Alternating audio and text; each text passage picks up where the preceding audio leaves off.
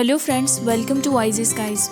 In this video, we will have a look at further use of the will, which is the 10th chapter from the book The Science of Getting Rich by Wallace D. Wattles. You cannot retain a true and clear vision of wealth if you are constantly turning your attention to opposing pictures, whether they be external or imaginary. Do not tell of your past troubles of a financial nature if you have had them. Do not think of them at all. Do not tell of the poverty of your parents or the hardships of your early life. To do any of those things is to mentally class yourself with the poor for the time being, and it will certainly check the movement of things in your direction. Put poverty and all things that pertain to poverty completely behind you. You have accepted a certain theory of the universe as being correct and are resting all your hopes of happiness on its being correct. What you can gain by giving heed to conflicting theories.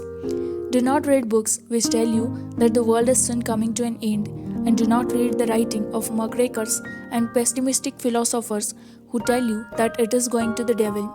The world is not going to the devil, it is going to God. It is a wonderful beginning. True, there may be good things in existing conditions which are disagreeable, but what is the use of studying them when they are certainly passing away, and when the study of them only tends to slow their passing and keep them with us? Why give time and attention to things which are being removed by evolutionary growth when you can hasten their removal only by promoting the evolutionary growth as far as your part of it goes? No matter how horrible and seeming may be the conditions in certain countries, sections, or places, you waste your time and destroy your own chances by dwelling on them. You should interest yourself in the world's becoming rich. Think of the riches the world is coming into instead of the poverty it is growing out of. And bear in mind that the only way in which you can assess the world is growing in rich is by growing rich yourself through the creative method, not the competitive one. Give your attention wholly to riches. Do not focus on poverty.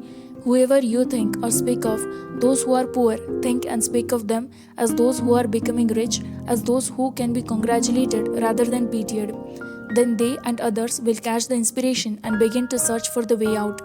Because I say that you are to give your whole time and mind and thought to riches, it does not follow that you are to be sordid or mean. To become really rich is the noblest aim you can have in life, for it includes everything else. On the competitive plane, the struggle to get rich is a godless scramble for power over others, but when we come into the creative mind, all this is changed. All that is possible in the way of greatness, of service and lofty endeavor comes by way of getting rich, because all is made possible by the use of things. You can aim at nothing so great or noble, I repeat, as to become rich, and you must fix your attention upon your mental picture of wealth to the exclusion of all that may tend to dim or obscure the vision. Some people remain in poverty because they are ignorant of the fact that there is wealth for them, and this can be best be taught by showing them the way to affluence in your own person and practice.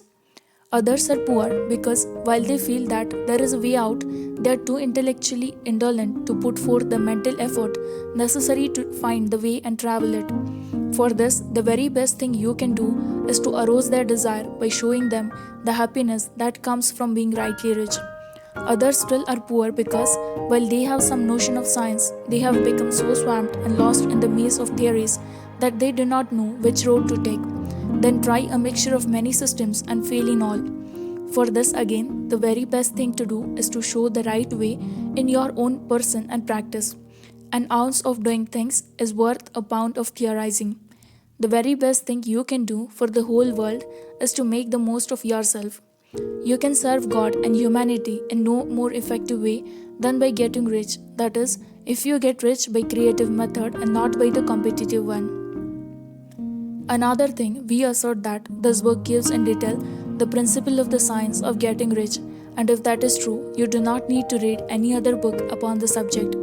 This may sound narrow and egoistical, but consider, there is no more scientific method of computation in mathematics than by addition, subtraction, multiplication, and division. No other method is possible. There can be but one shortest distance between 2 points. There is only one way to think scientifically, and that is to think in the way that leads by most direct and simple route to the goal. No one has yet formulated a briefer or less complex system than the one set forth here. It has been stripped of all non-essentials. When you commence on this, lay all others aside, put them out of your mind altogether. Read this book every day, keep it with you, commit to the memory, and do not think about other systems and theories. If you do, you will begin to have doubts and be uncertain and wavering in your thought, and then you will begin to make failures. After you have made good and become rich, you may study other systems as much as you please and read only the most optimistic comments on the world's news, those in harmony with your picture.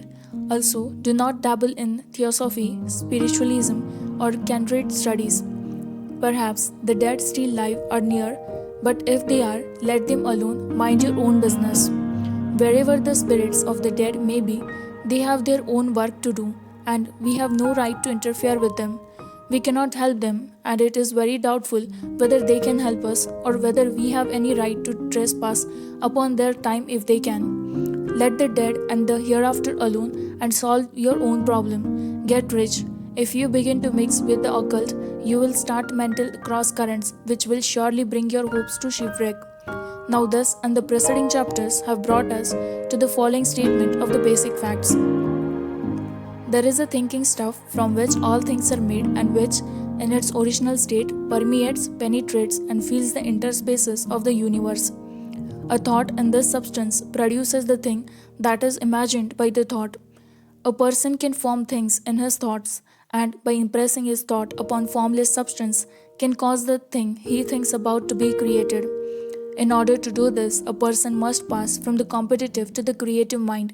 He must form a clear mental picture of the things he wants and hold this picture in his thoughts with the fixed purpose to get what he wants and the unwavering faith that he does get what he wants, closing his mind against all that may tend to shake his purpose, dim his vision, or quench his faith.